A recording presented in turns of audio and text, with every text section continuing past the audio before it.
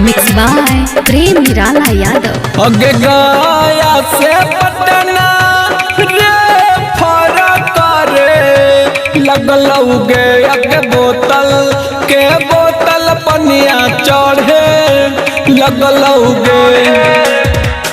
अगे गया से पटना रे फरक रे लगलौगे अगे बोतल के बोतल पनिया चढ़े लगलौगे।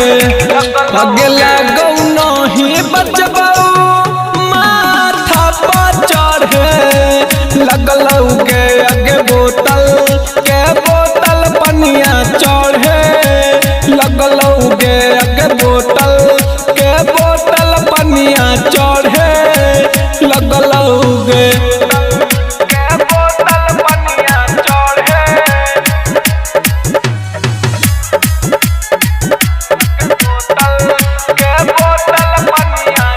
अगे दिलावा में छेद होगे पगली बा तो लगौगे डकटरावा। अगे ज्यादा दिन जीनो ही पैबौ तू आके देखो ले चे हरावा। अगे दिलावा में छेद होगे सोना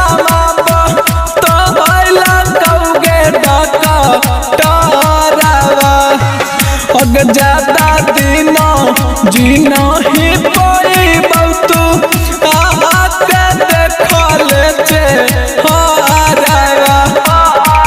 अगे सपनों में चिता हमारा जारे लगलौगे अगे बोतल के बोतल पनिया चढ़े लगलौगे अगे बोतल के बोतल पनिया चढ़े लगलौगे।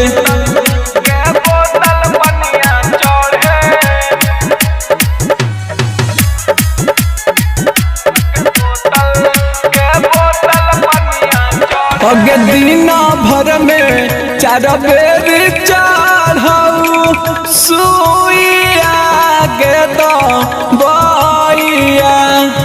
अगे इहे देखी रोबौगे पगली बाबू औरी हमर माइया। अगे दीना भर में 4 बेर चढ़ऊ सुइया गे दो बइया।